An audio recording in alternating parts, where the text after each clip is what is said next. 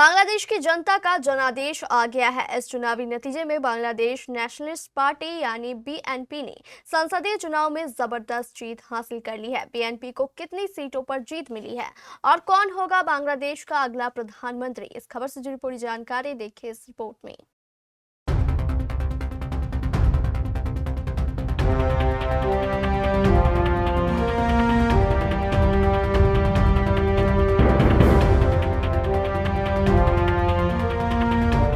बांग्लादेश में हुए 13वें संसदीय चुनाव के नतीजे सामने आ गए हैं।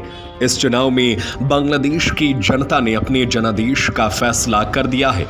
इस चुनावी नतीजे में बांग्लादेश नेशनलिस्ट पार्टी को प्रचंड जीत हासिल हुई है और वहीं दूसरी ओर जमाते इस्लामी की करारी हार हुई है। बीएनपी की बड़ी जीत के बाद भारत के प्रधानमंत्री नरेंद्र मोदी ने तारिक रहमान को बधाई दी है और उनकी जीत पर गर्मजोशी दिखाई है। भारत के प्रधानमंत्री मोदी ने सोशल मीडिया पर साझा किए अपने संदेश में इस जीत को श्रेय तारिक रहमान को दिया है और बांग्लादेश की जनता का उनके नेतृत्व पर अटूट विश्वास जताया है। इससे पहले भारत ने गुरुवार को कहा था कि वह बांग्लादेश में चुनाव के नतीजों और जनादेश का इंतजार करेगा और उसके बाद ही किसी मुद्दों पर विचार करेगा। विदेश मंत्रालय के प्रवक्ता रणधीर जायसवाल ने कहा था, हम बांग्लादेश में स्वतंत्र, निष्पक्ष, समावेशी और विश्वसनीय चुनावों के पक्षधर हैं।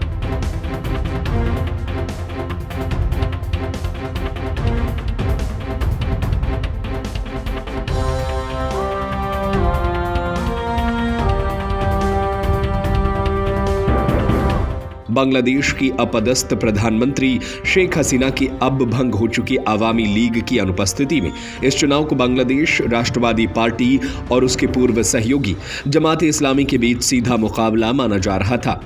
मुख्य सलाहकार मोहम्मद यूनुस की अंतरिम सरकार ने पिछले साल आवामी लीग को भंग कर दिया था और आवामी लीग को चुनाव लड़ने से रोक दिया था। सबसे खास बात यह है कि इस बार शेख हसीना देश से बाहर थीं और उनकी धूर प्रतिद्वंदी रहीं खालिदा जिया का निधन हो चुका था।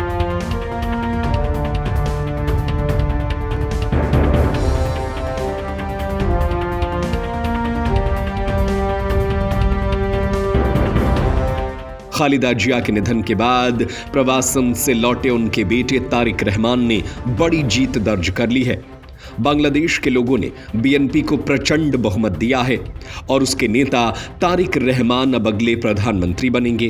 तारिक रहमान के प्रधानमंत्री बनने के बाद भारत की पैनी नजर बीएनपी की गतिविधियों और उनकी नीतियों पर टिकी रहेगी, क्योंकि यह जीत न सिर्फ बांग्लादेश की राजनीति के लिए बल्कि भारत के लिए भी बहुत मायने रखता है।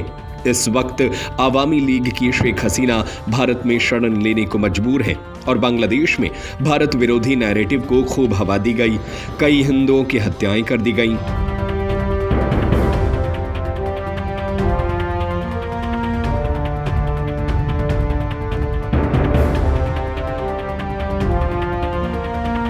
भारत की चिंता जमाते इस्लामी को लेकर थी, जिससे भारत में अक्सर पाकिस्तान की खुफिया एजेंसी आईएसआई के प्रभाव में माना जाता है। अब भारत को सबसे बड़ी राहत इस बात को लेकर है कि इस चुनाव में जमाते इस्लामी को करारी हार मिली है। भले ही ऐतिहासिक रूप से बीएनपी के साथ भारत के रिश्ते सहज नहीं रहे हैं, फिर भी मौजूदा परिदृश्य में भारत उसे लोकतांत्रिक विकल्प के तौर पर देख रहा है। भारत अब आशान्वित है कि तारिक रहमान के नेतृत्व में बीएनपी सरकार बनाएगी।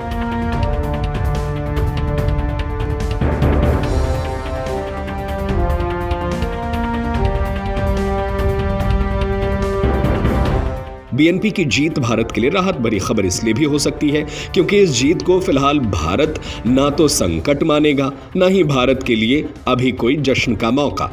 इस तरह से कहें तो बीएनपी की जीत भारत के लिए एक लिटमस टेस्ट की तरह होगा। भारत के लिए सुरक्षा, सहयोग, विदेश नीति का संतुलन और आर्थिक साझेदारी आगे का रास्ता तय करेंगे। और भारत ने यह भी कह दिया है। ऐसे में देखना होगा कि बांग्लादेश की नई सरकार के साथ भारत के रिश्ते किस दिशा में जाते हैं।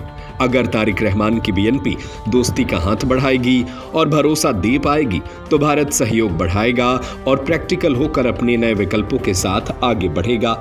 वैसे इस खबर पर आपकी क्या राय है, हमें अपनी राय नीचे कमेंट बॉक्स में जरूर बताएं।